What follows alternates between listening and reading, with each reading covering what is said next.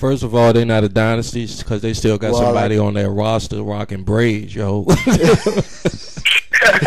know what I'm saying? Can't be a dynasty if you rocking braids. You can't rock that. If Haslam let them joints go, I don't know what the rookie dude is for San Antonio, but you got to let the braids go. This is not 2002, dude.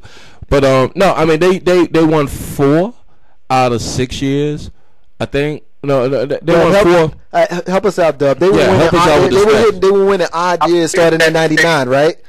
I believe they have. I'm going out on. Let me call me on the spot. I believe they have 3.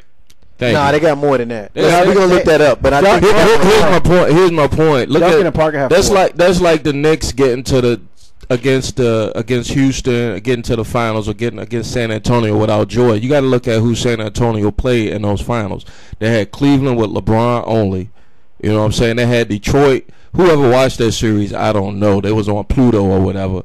You know what I'm saying? Like they was in when, I mean, they was a fundamentally good team, but they wasn't a Showtime or flashy. They wasn't a big market team. So I'm not knocking San Antonio. I respect them a lot because they remind me of the New England Patriots, and me being a Steelers fan, I hate the Patriots, but I don't necessarily hate San Antonio.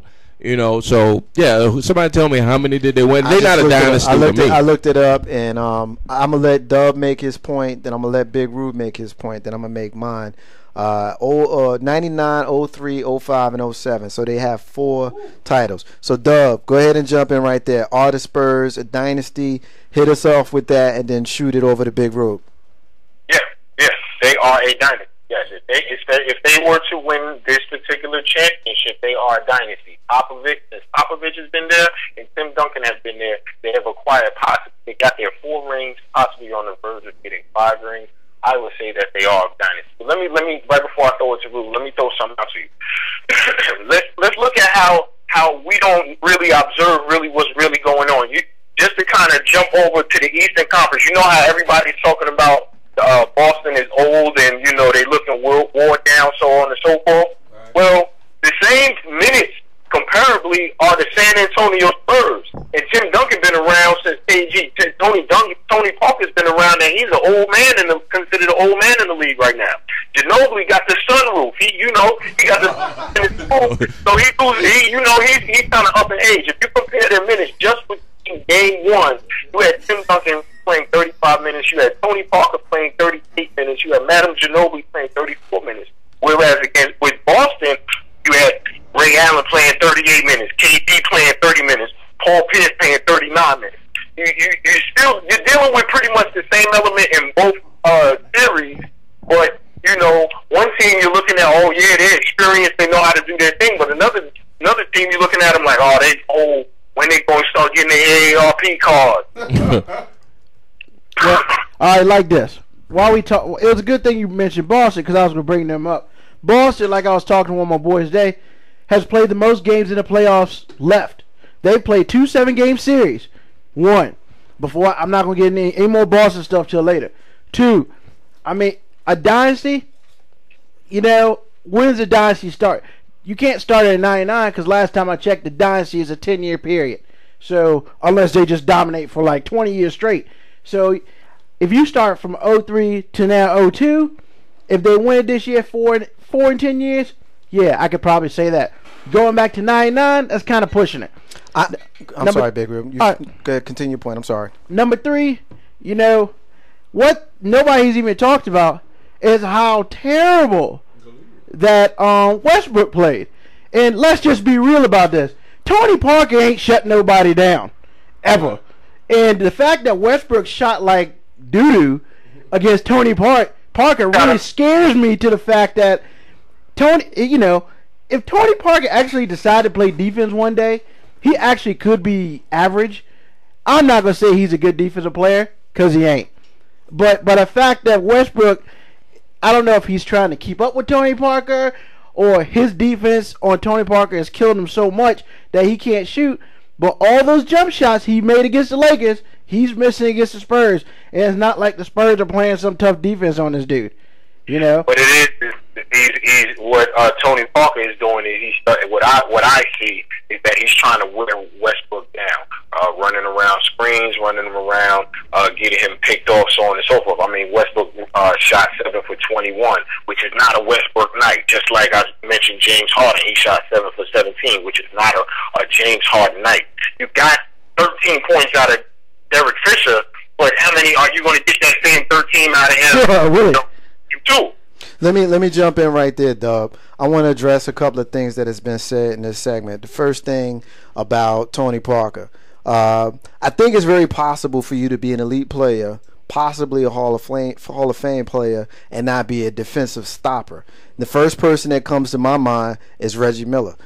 I don't think anybody is accusing him of being a defensive stopper, particularly when he played in the same generation on one end as Michael Jordan and on the other end is Ray Allen. And I don't think anybody, and he played a lot of those games against Ray Allen during the Ray Allen Milwaukee years. So just because Tony Parker ain't stopping the dude doesn't mean that Tony Parker ain't doing his thing. That's the first thing. As far as the other thing with San Antonio being a dynasty, I think absolutely they're a dynasty. They're the most recent dynasty of this current generation, the last being, of course, the Lakers of the, well, I guess you could honestly say the Lakers are still in the midst of their dynasty. And then, of course, prior to them would be the Chicago Bulls. And I don't say that their dynasty is only a 10-year period. I disagree with that. I think your dynasty is for as long as your prime players are in their prime, or their prime players are still playing partially in their prime. When you look at a guy like Tim Duncan, similarly to Kevin Garnett, who's had a resurgence in this particular playoffs,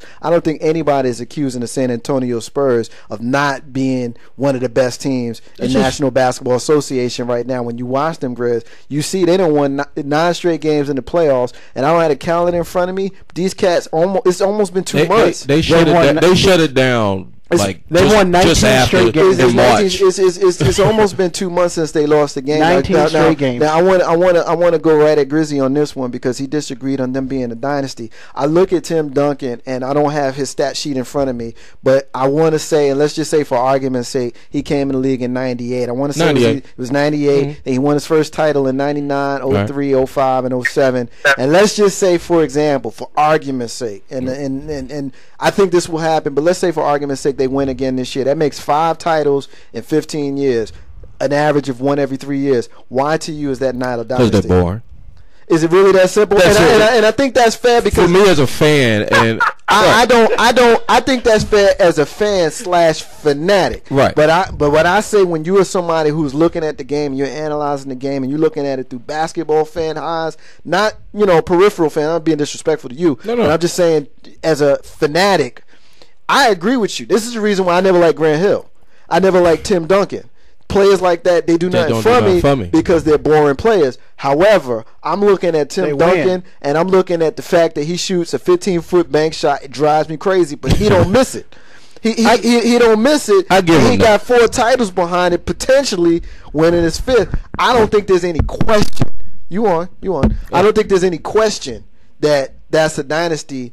And is it really as simple as they're boring, that's why they're not a dynasty to you? Well, I mean, for me, when I think dynasties, I'm thinking the Celtics of the 60s or the Lakers of the 80s, or even like Detroit had a run where they were in the finals, like in the early 2000s. That's not a dynasty. That's not a dynasty. But the Bills, that Detroit team won 1 title though. But they were just as boring as the Spurs, and I don't equate. I mean, Tim Duncan is way better than. Can I jump in real quick? Yeah, go ahead. You driving Dub crazy. I can feel he's. Yeah, go ahead, Dub. Go ahead, man. Dub.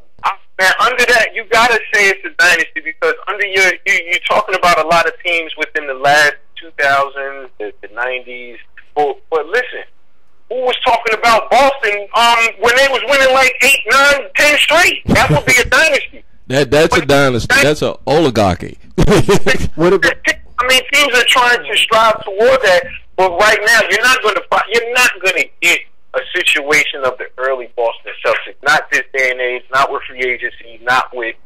Hey, y'all really want to know the truth why I hate the Spurs? I don't hate the Spurs, but why I don't consider them a dynasty? Because on NBK 212, Duncan just bust me up.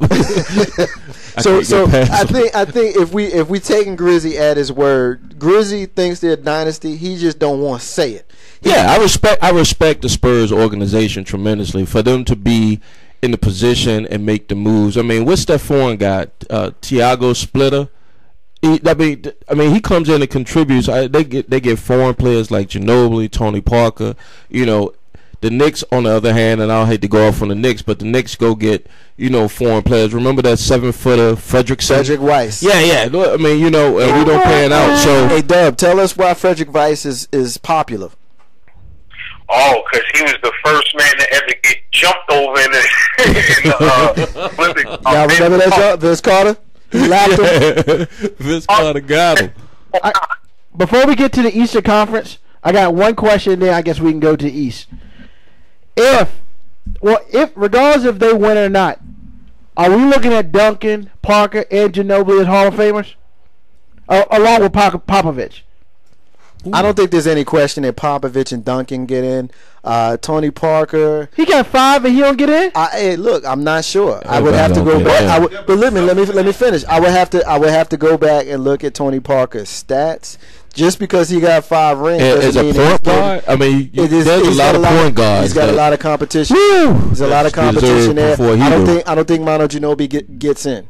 If I'm a voter, I don't vote him in. What's my man? I think he's got a better chance of getting in. I think Tony Parker has a better chance of getting in. Now, Carl Banks over here is asking about his man from Canada. If I'm to assume he's talking about Steve Nash. Steve Nash. Yeah, Steve Nash is he's an easy one. And he has no rings. Yeah, but he's got 2 MVPs. Yeah, and he's assist. He will lead. He will retire as an NBA assist leader. But that's not going to happen.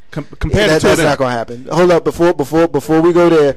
Big Rube just made a huge statement and said that Steve Nash is going to finish as a NBA assist leader. He's not even close. It's not going to happen. He got to leapfrog Mark Jackson, Magic Johnson, and John Stockton. It ain't going to happen.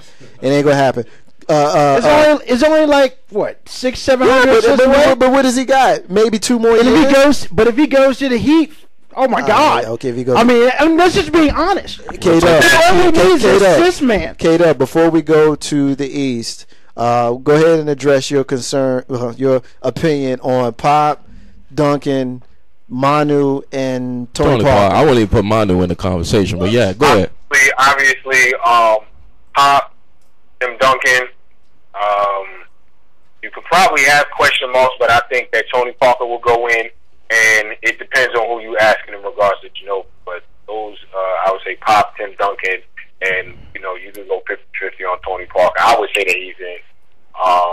As far as being Hall of Famers, I mean, San Antonio was not looked at as a dynasty before Tim Duncan got there. Yeah, you had David Robinson there, and they would maybe get to the Western Conference Finals. And Olajuwon was eating them up. You take a step back and look at his body of work. But Robinson's a Hall of Famer. Happened once they got into the finals. Listen, they have not lost a final series that they have. Great stat. Well, Robinson, Big Rube, is a Hall of Famer because he put up the numbers before he got to the end of his career, and then he got those 2 titles at the end of his career. Those were the last. So that's the reason. That's the reason why Robinson is a Hall of Famer, and I think it's a no-brainer. A lot of it has to do with the competition that you had during your career, and the level that you put up against them. If you looked at the '80s and / the early part of the 90s, it was a good time for centers. It was a resurgence of centers when you had players like Mark Eaton today would be a great center who was nothing back then. Or Paul McKeskey. Who was great back then, but then he had to play behind players like David Robinson, Hakeem Olajuwon, Patrick Ewing, even Vlade Divac to a lesser degree, and then of course later on a player like Shaquille O'Neal.